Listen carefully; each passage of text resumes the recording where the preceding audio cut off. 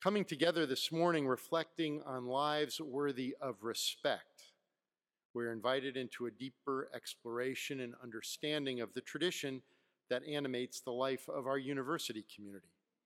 As our nation's oldest Catholic and Jesuit institution of higher learning, we are the beneficiaries of a profound moral and spiritual tradition that has been shaped over the course of 2 millennia. This tradition calls us to the deepest conviction that we share, a commitment to honor the dignity of each of us and of all of us. We are responsible for this tradition, for ensuring that this tradition is present to us, for reimagining how we can be most alive in our tradition, in our time. For in the words of St. John Paul II in his encyclical Evangelium Vitae, quote, "Every threat to human dignity and life must necessarily be felt in the Church's very heart," close quote.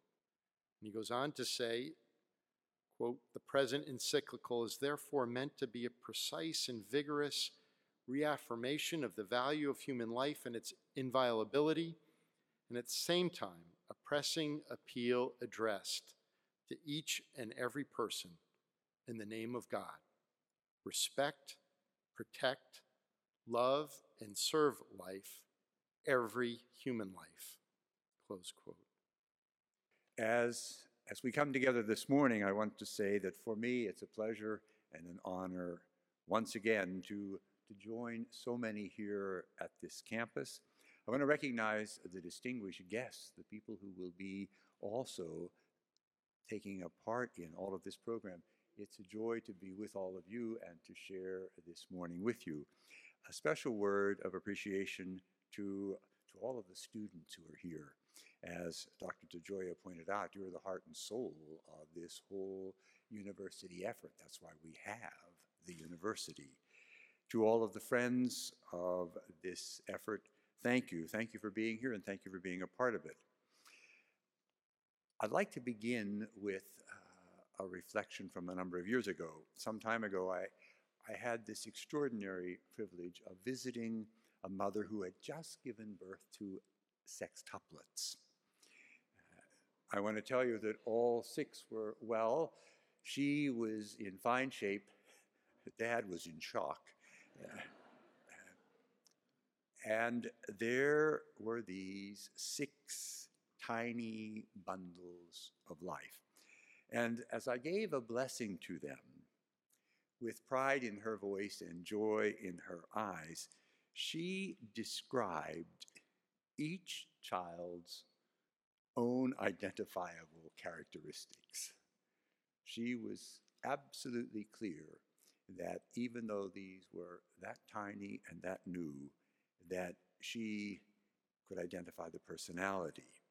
And I could hold each one of them in my hand. And I thought to myself as she said, "This is my whatever," that it really was verified in the face of that little tiny child. How precious were each one of those infants, as all babies are. Not simply at their birth, but beginning from their conception in the womb, made in the image and likeness of God before you were born. I named you. I called you by name, God says. And how precious is that life, made in the image and likeness of God.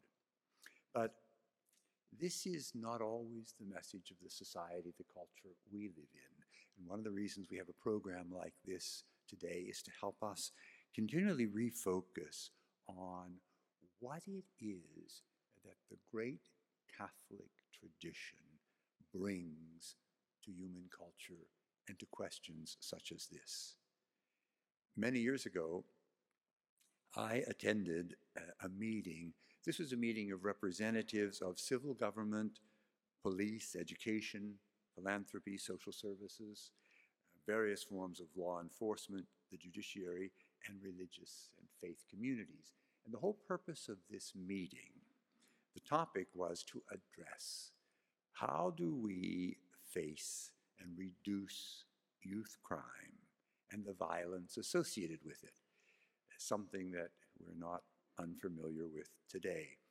But at one point, as this panel of people were addressing this question and speaking to some of the at-risk young people, these were young people already in detention and correction facilities,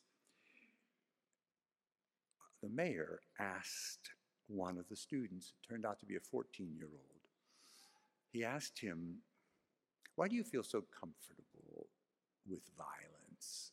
Why is your response, your first response, violence?"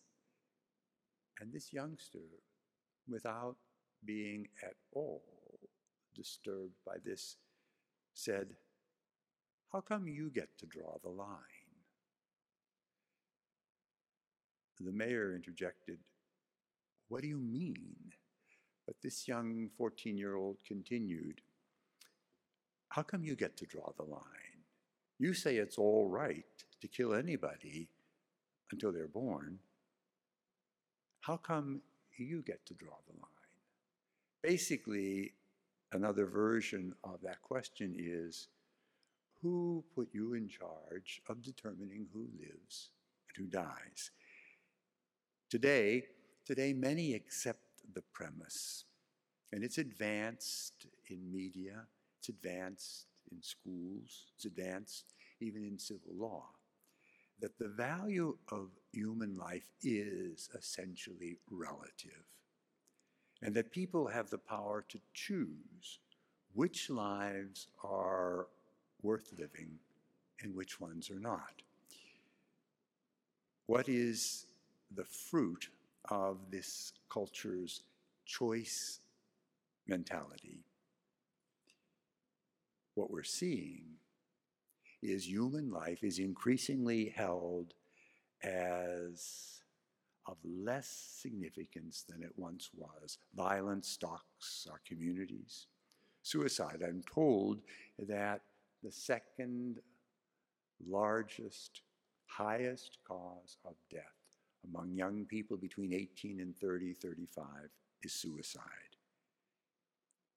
Why is it that we have accepted a mentality that says life doesn't have that absolute value? In some states, instead of saving lives, there are physicians who are now asked to simply terminate them. The elderly, the disabled, in addition to the unborn, are especially vulnerable in this climate. And once you accept the thesis that it is all right to kill human life before it's born, or as it nears its end, or at some other time in between, you're accepting two premises that are new. Two new premises that are a part of the way of thinking today that were not a part historically of the Judeo-Christian tradition. The first is that we, human beings, have the ultimate say over all life and therefore who gets to live. And the second is that this decision is ultimately arbitrary. What we're witnessing today is a concerted effort to convince our culture, our society, that the sick and dying constitute a burden to their families, to society, and therefore to regard lives such as these as not worth living. And such a view is, of course, antagonistic to what has traditionally been the view, that these are God-given dignity. It's not our life. It's a life we've received. It's not something we created. We're the stewards, this wonderful gift. At this point, we need to examine, I believe, the starting point of these two diverse views of life, and they lead to two very different understandings about taking human life. One view that for the most part held sway for a long, long time, recognized as the context of all life-death decisions, that life is a gift from God and we're stewards of it. In this understanding, we recognize that life is not something we can maintain indefinitely. At some time, at some point, all medicine fails, all science fails, and life reaches a conclusion. We've always understood that. At some point, we simply recognize that life comes to an end, but we never recognized that we were the arbiters of when it should end and for whom that end should come. So too, with the beginning of life, we used to use the term across the board, procreation and blessed event. Life, in the long received tradition of every major culture, but certainly in the Judeo-Christian tradition, has always understood that life is this gift. We don't produce it on a conveyor belt, certainly not in a technician's lab. And in this worldview, a child was not killed or exposed to the elements simply because he or she demonstrated some possible defect. What was accepted, and I hope will continue to be accepted, grounded in God's revelation found in the book of Genesis, was that God's glory is manifested in all of his creation, all of creation. Visible and invisible, manifests the glory of God, and human life is one of the most magnificent manifestations of that glory. And who is to say that this life is more beautiful than that life? Who is to say this life is more worthy than that life? At the White Mass we have at St. Matthew's Cathedral annually, we recognize as a foundational given the revelation that God, not we, determine the worth of each human life. And all of those people who are defined as with special needs are every bit a manifestation of the glory and the power and the goodness and the love of God. Life, as all creation, in its rich diversity, is God's gift. Another view is far more directed by arbitrary decisions.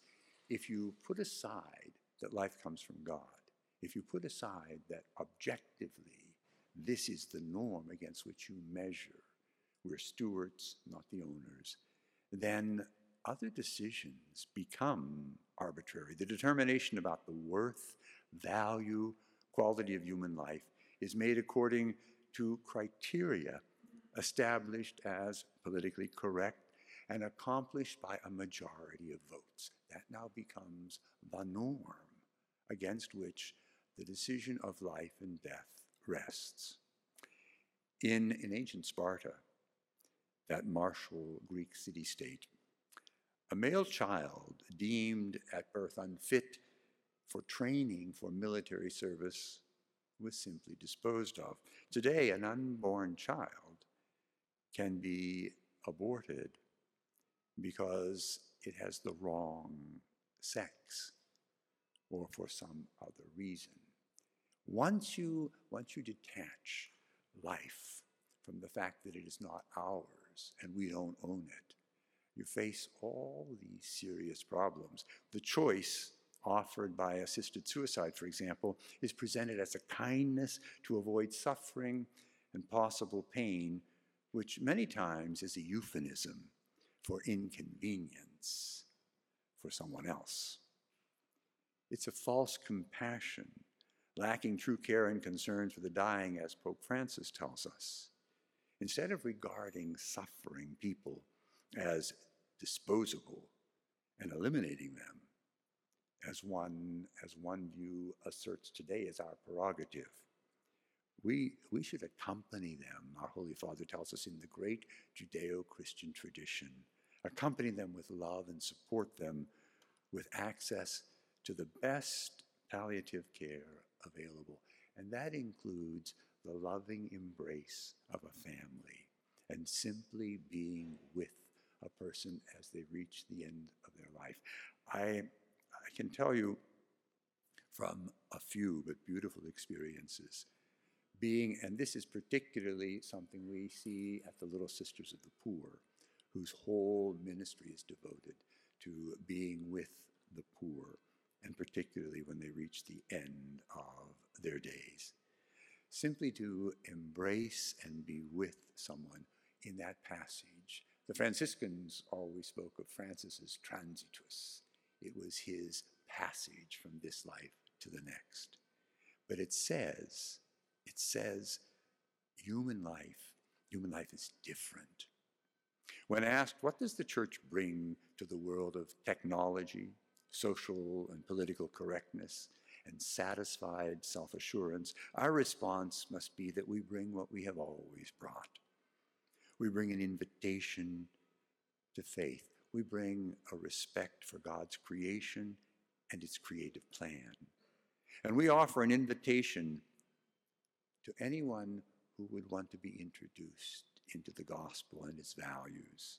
And most importantly, we present the opportunity for an encounter with Christ and his compassion and mercy. Isn't that what we hear today on the lips, in the action, in the words of Pope Francis?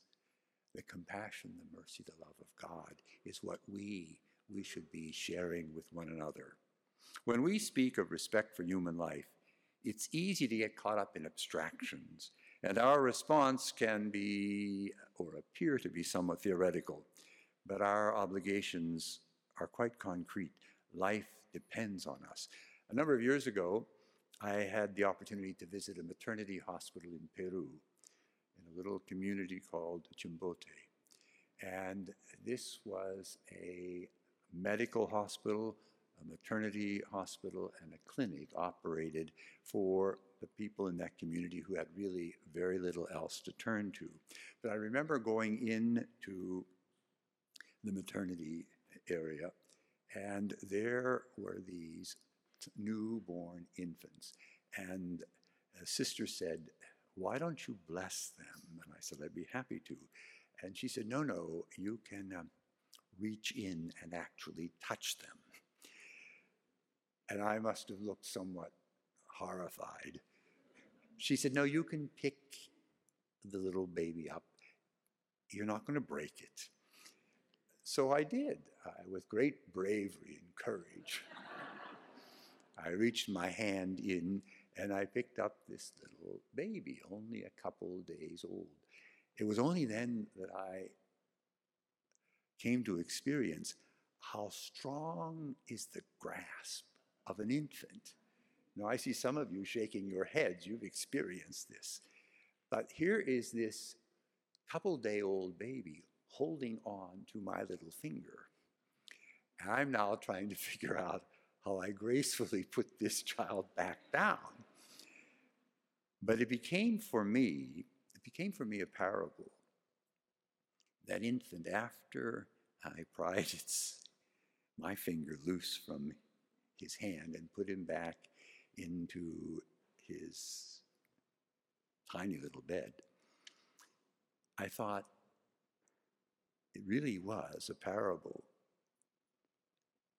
He was a representative of countless unborn children, reaching out to hold on to you, to me, to our society, our culture, our view of life, all the protections that we provide them, reaching out to hold on, reaching out with all their strength in their struggle to find a place, a home, a life in this world.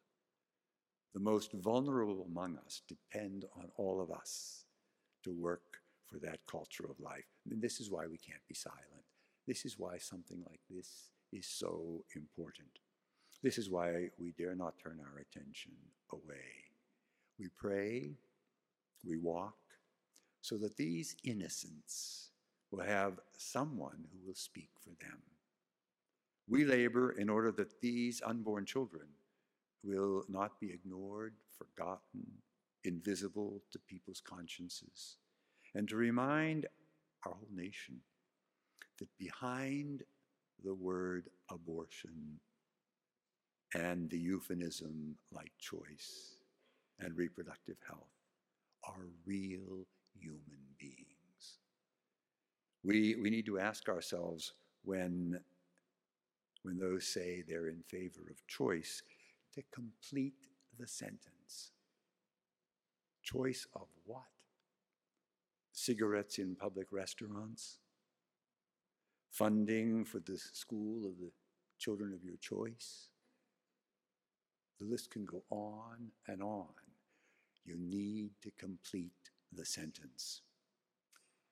We must work for the right to life and bring hope and healing to those women and men who are and have faced this crisis situation.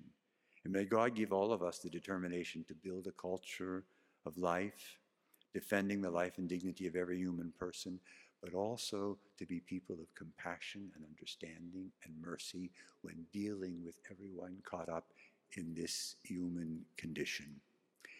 The church has always proclaimed the dignity of the person. Today, then, we just need to recommit ourselves to that pledge. Thus, there's a great need now for faithful disciples of the Lord and members of the church, simply to stand and be witnesses all the time, every opportunity, to the dignity and the wonder of life. But as Pope Francis tells us, we do that with compassion and care and understanding and mercy. Dear friends, what we bring to our culture, our society, our community today is not just the very significance of human life. What we also bring is hope. It is possible to have a better world. It is possible to have a world in which the respect and dignity of life is bedrock. And from that, we find all the other obligations that are ours to care and walk with and accompany people in all the struggle that is the human condition. I want to conclude with one last story because I was told very gently, don't go on too long. I want to conclude with one last story. Some years ago, I was on a pilgrimage to Lourdes.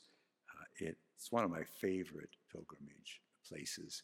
It's a place where you can almost touch the grace of God in the air. It's almost tangible. But I watched as the Eucharistic procession, every day they have this wonderful procession, and everybody is invited into it.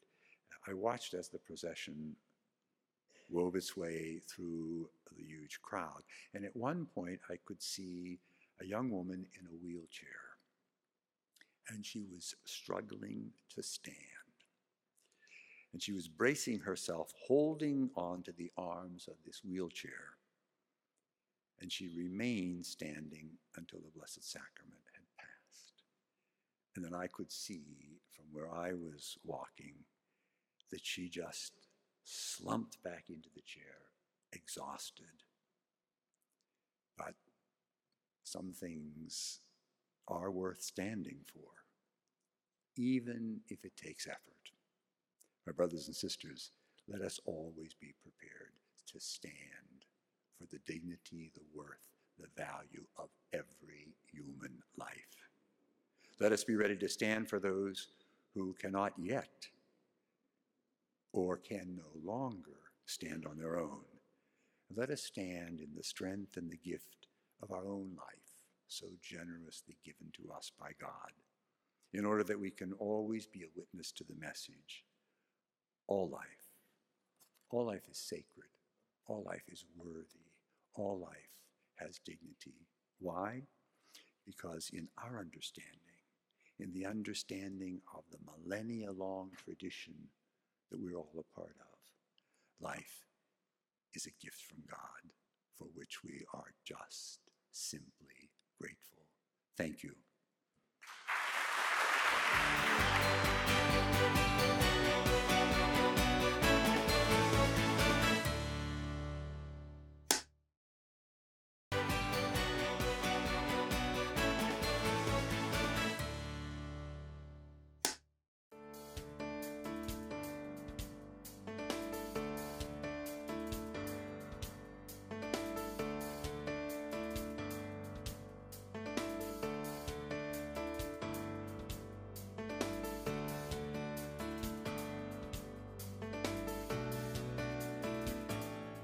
Now let us turn to our panelists.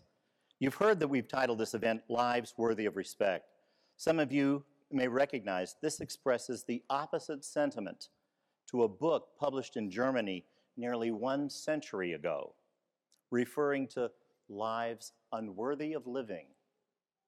The book was published long before the Nazis came to power. It was written by 2 eugenicists, a physician and a lawyer, who felt the disabled and the vulnerable were merely useless eaters, and the state should find a means to end such lives. I think today's panelists, in the work that they do, provide a living refutation of that concept. They were selected because their life's work represents a full spectrum of respect for life, from conception to natural death. As a result, we think their work and their lives are also worthy of respect. I'm going to ask each panelist to tell us a little bit more about themselves and the things of importance that characterize their involvement. And I think my mother always taught me ladies first, so I'll start with Helen Alva Ray. I thought that for just 2-3 minutes here, it would be worthwhile to tell you why someone like me is pro-life. As a combination of rational, emotional, spiritual. It may resonate with your experience. It may be more convincing for some. So, I didn't have an abortion. I know many pro-life leaders, took their experience from that. I did grow up in a family with a severely disabled sister. We also took care of my grandmother and my great-grandmother and various other relatives, bedridden in the house. For up to 7 years, for a person, feeding and caring for them. And I was not a mild child and very put off by people's treatment of my sister in particular. It kind of radicalized me at an early age. And the Catholic Church was a real refuge for me with its message about radical, and I mean radical equality of human beings. And the beautiful response you could elicit from a person by looking them in the eye, and to steal that great phrase from Benedict's Deus Caritas Est, giving people that look of love they crave. I couldn't understand why they wouldn't do it for my sister. So as I grew a little bit older, in my mid-20s, sort of the issue of the day, for those of you who remember it, many of you are too young, but abortion was in the air. I've often said I regard that issue as like, the body on the road when the Good Samaritan came by. I think if I was coming of age today, I might be working particularly on questions of racial and immigration justice because they're in your face. It was the issue that required, we were losing the rational argument when we had it on our side, and I couldn't understand. I couldn't understand how you could say that a life at its most vulnerable, when we actually owe the most care, and it's utterly dependent on us, that instead the state would give the person charged most with defense a right to kill. It was just flipped. And I would listen to the stuff on TV and it would make me crazy. And I just can't stand irrationality. That's part of why I've been a lawyer for 34 years. I've been a law professor for 18. So it led me into the issue in a very big way. I can tell many stories as a doctor, and just as a human being, about the value of life, serving in war, serving in practice, taking care of AIDS patients as a resident when we didn't know what that was. So many experiences along the way about the dignity of human life. But I really would like to share with you today an experience that my family just had that I think is great food for thought as we look at life issues. And this comes from where I least expected it, from my 12-year-old nephew, who I'm constantly correcting for doing silly, stupid things, and he just blew our family away. I'm going to read to you a question that he had on a religion test. And he's 12 years old. He has a sister that was born with a neurological condition. She will never walk and never talk. The question he got was on his test, and he wrote this in class, not at home. The question is, we have learned that the Israelites used the Ark of the Covenant in order to remind them that God is present in their lives. It was the most important part of their faith and the central part of their religion. What would you say is the part of your life that reminds you most of God's presence? Whether a person, event, or object, what is a constant reminder of God to you? Please respond in at least 6 sentences. Well, he did more than 6. My sister constantly reminds me of God's presence. She has a severe brain disorder called CDKL5. This affects her ability to walk, talk, or function in almost all physical or mental abilities. I'm always dependent on to be able to change my plans and adapt my life in a lot of ways to meet her needs. But this doesn't bother me because whenever I'm with her, I have a sense of peace and belonging. Like every day I've done something amazing just by helping to care for her. Due to her condition, it's almost impossible for her to sin. This makes me realize that God, in a very odd way, has blessed her. When I look at my sister Katie, I see the face of Jesus looking back at me. In some ways, like just a little grin or a nod, she gives me reassurance and support. So, in conclusion, God's largest presence in my life comes in what most would call sad or discouraging, but it is the greatest blessing I will ever receive in this lifetime. Wow.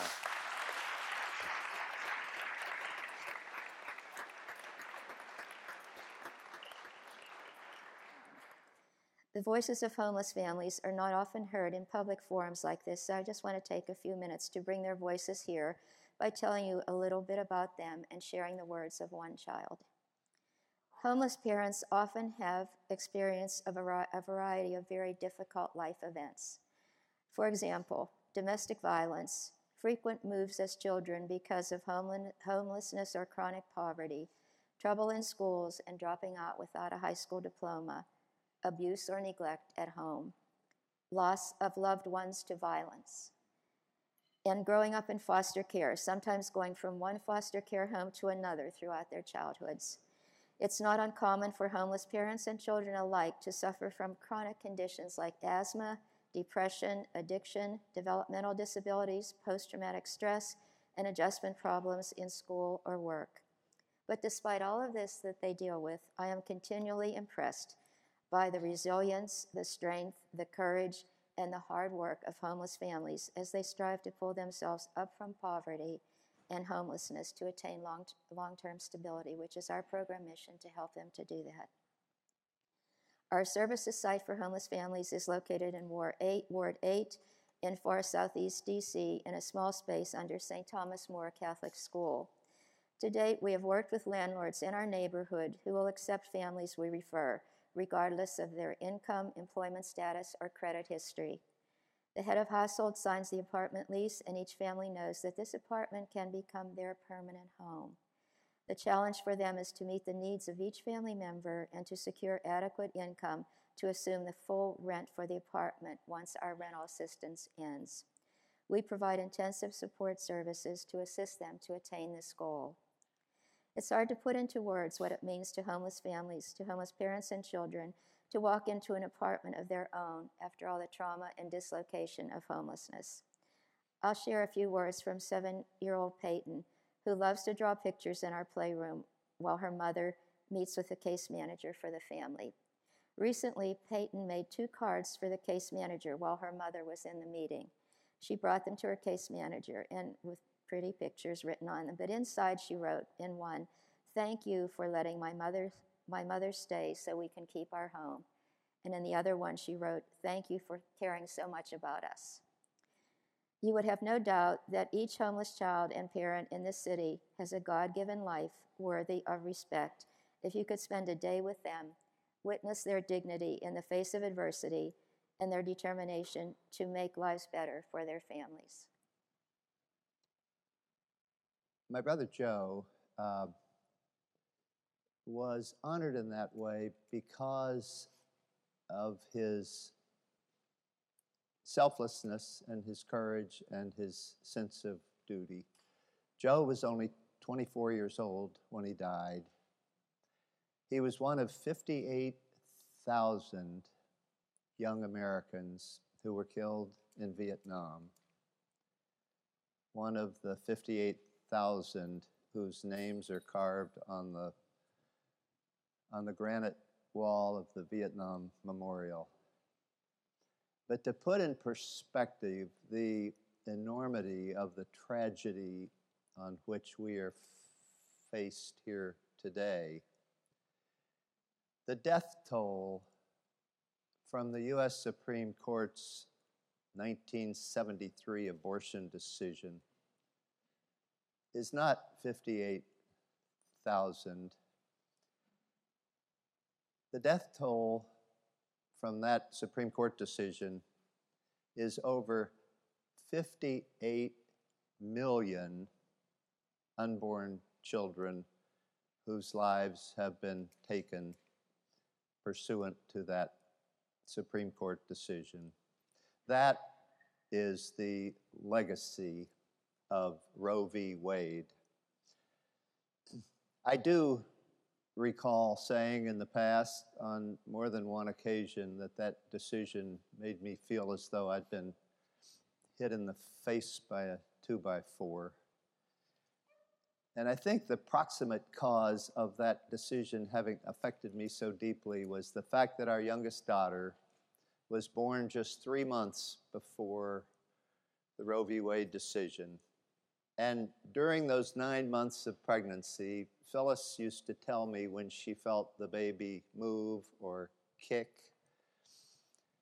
And 12 weeks after Elizabeth was born, the Supreme Court decreed, quote, "We need not resolve the difficult question of when life begins."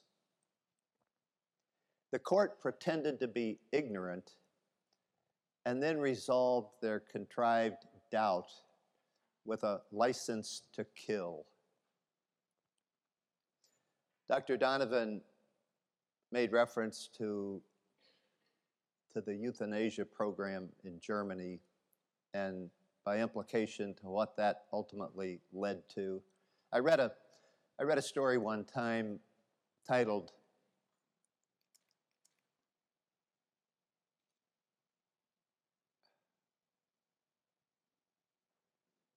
"Sing a Little Louder."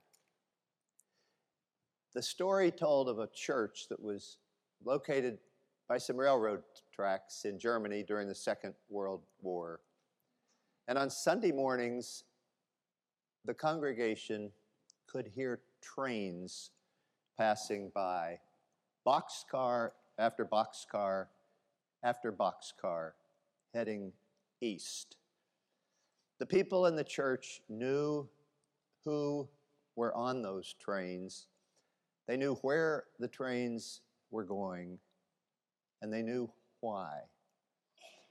But in order to avoid the implications of it all, in order to drown out the noise, when the congregation heard a train coming, they would simply sing a little louder. It was Holocaust survivor Elie Wiesel who gave us those immortal words, "Never again." And yet, how soon we forget. It was less than 25 years after the Nuremberg trials that our own U.S. Supreme Court condemned to death the unborn children of America. St. Ambrose told us, not only for every idle word, but for every idle silence must man render an account. So, Helen, we've already heard that you are a pro-life feminist. Now, how can that possibly be pro-life if it limits reproductive freedom? Mm-hmm. There's a lot of really basic responses to that, and some of them will bore you and some of them are more interesting.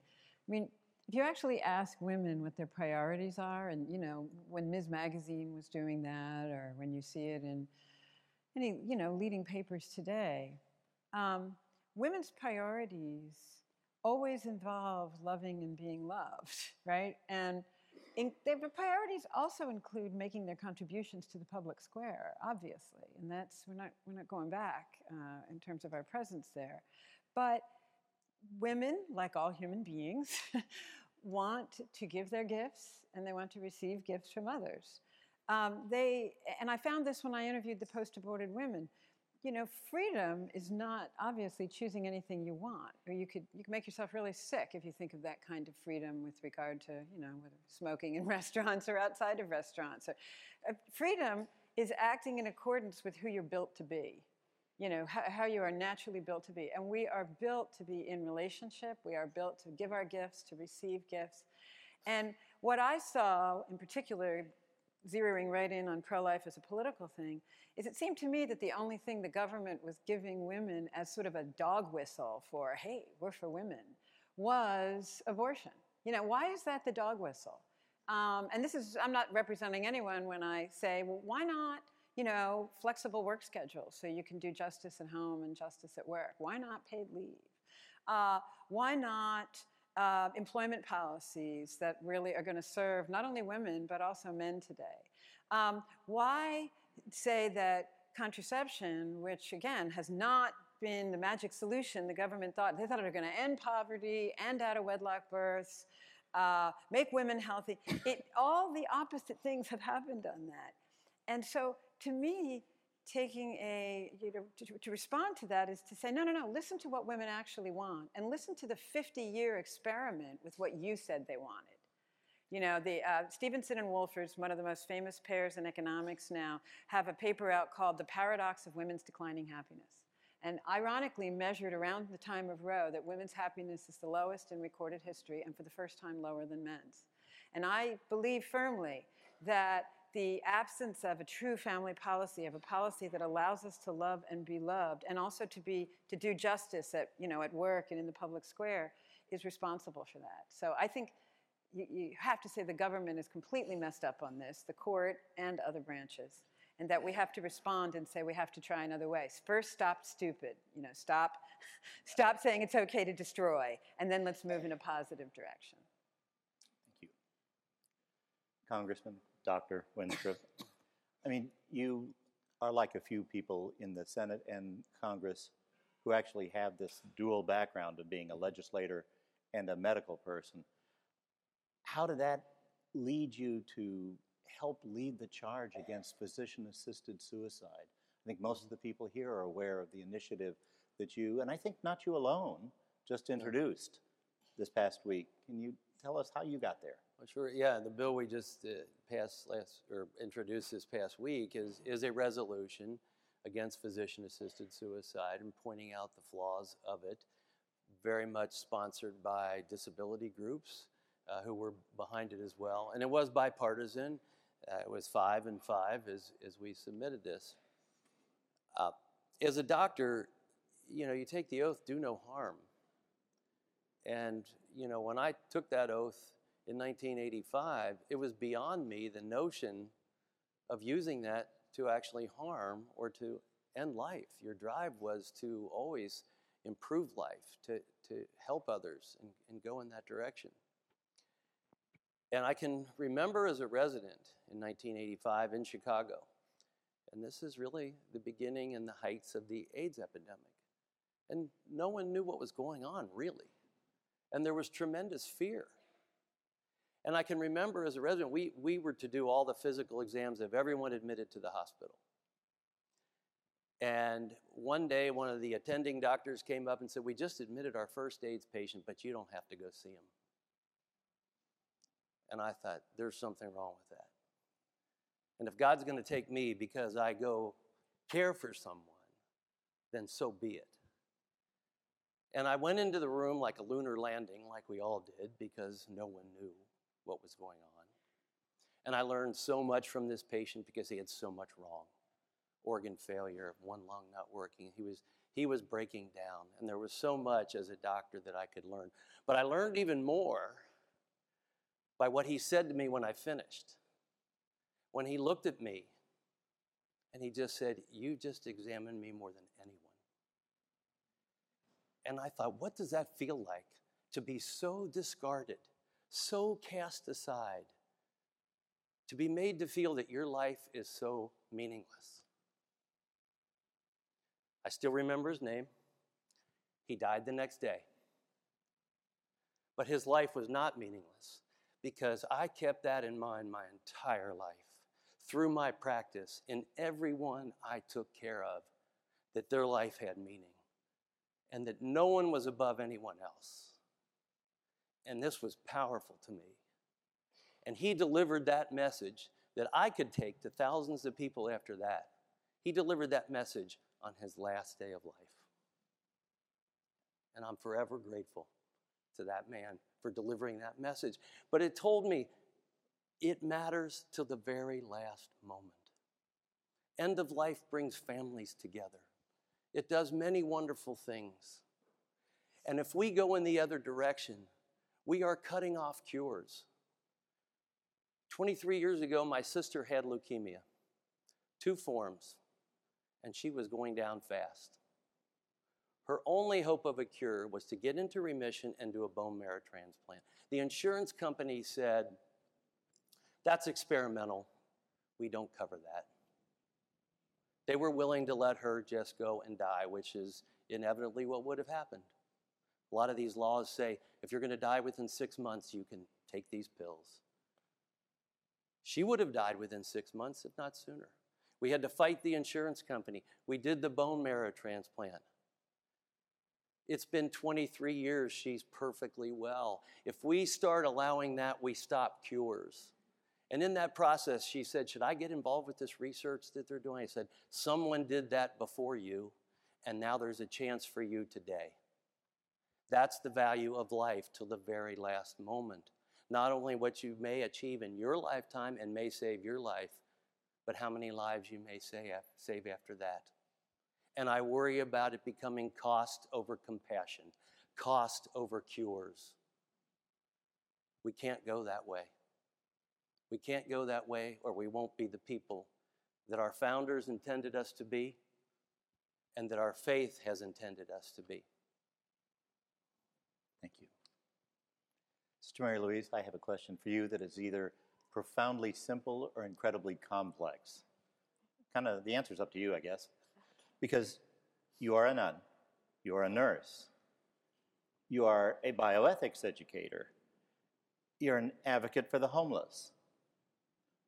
What is the common thread that ties all these together for you?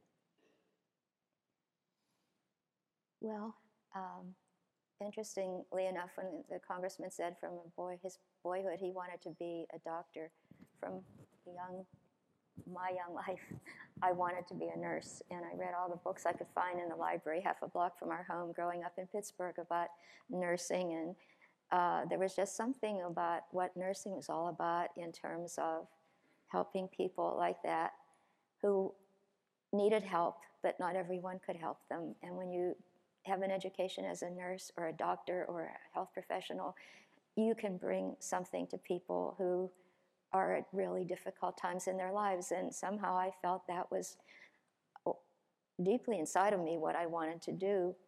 And then several years, so I'm teaching pediatric nursing, people would say, "Why, how can you work with sick children?" And Dr. Donovan's a specialist in pediatric specialty. And I used to say, well, I've learned how to be with sick children and how to try to help them and their families. And it was just the vulnerability and the capacity to help people in need like that. And so there's a common thread in whether it was the healthcare network with people who couldn't get adequate health care and doctors willing to help them, or any work I've done in my life, and now work with homeless families, that there are vulnerable people, and they can be marginalized, they can be rejected, they can be considered disabled and not worthy, but they need voices to speak for them, to counter those kinds of views. And in some you both have shared, and in your own lives, having opportunities in your own families. And my dad, every time I hear about someone diagnosed with glioblastoma, like Senator McCain and Brittany Maynard, et cetera, my dad had glioblastoma diagnosed, in brain tumor diagnosed in 1980. And I went home to Pittsburgh before the diagnosis, knowing there was something wrong, and stayed with him through those 8 months of his life. And he had surgery at Montefiore Hospital, radiation, was in a clinical trial, and he died in 8 months. And this scenario is the same for glioblastoma today, really. It's still considered a very bad disease. But so as a nurse, I was blessed to be able to be with my mother and help with my dad at home. And then 3 years later, it was my mother that had primary diagnosis of primary carcinoma stomach. And I was able to be with her for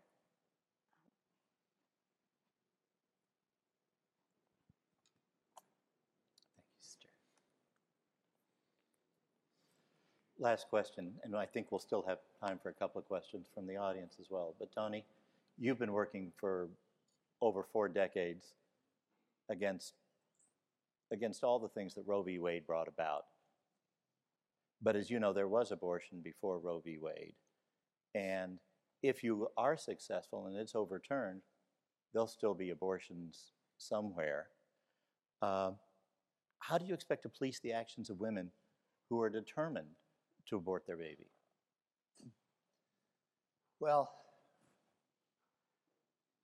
I think an anecdote might be the best way to answer that question.